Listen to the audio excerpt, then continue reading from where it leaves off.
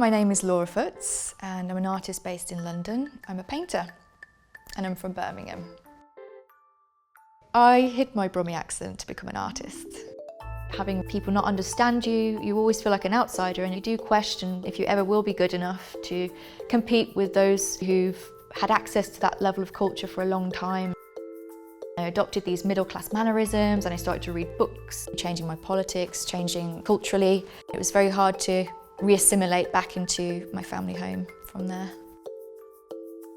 I'm Laura's mum, and this is my little dog Claude, Monet. I think she has to put on sort of like a Hares and Graces sort of thing. She's still my Laura, but when she's in another circle, she's a different person, which is hard really. Sometimes you feel like you've lost her altogether. I grew up down the road from the Cadbury factory. The kids who grew up there, many of them didn't go to university afterwards. They got jobs or they got trades.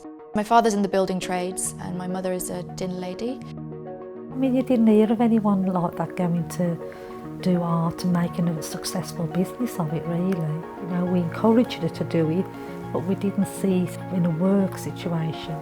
This is Rembrandt, as we call him, Brandy. My father was always very encouraging where art's concerned.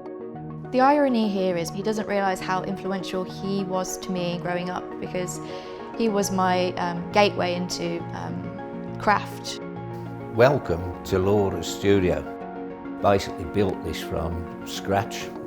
It gives her a space that she can get set up with big projects. He was always drawing, always designing, always making models, and seeing that from an early age was so strikingly different from all of the middle-class parents around me who were very well educated. They had excellent minds, but they couldn't do anything with their hands. I had no idea how to break into art.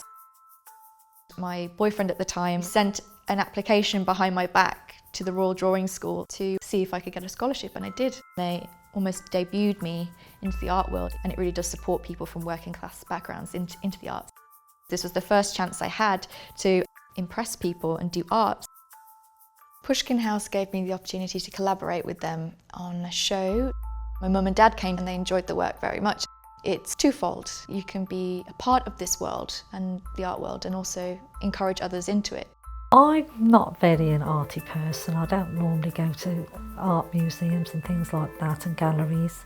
It was amazing. The imagination that comes out and puts it down on paper. It was really an eye-opener. Although I must say this, I had to wear a suit that night, and she didn't know who I was because she'd never seen me in a suit before. I think culture would be pretty bland if it was just one type of person always finding their way to the top. My story is, I'm female, I'm working class, and I'm from the Midlands. I deserve to have a voice in this.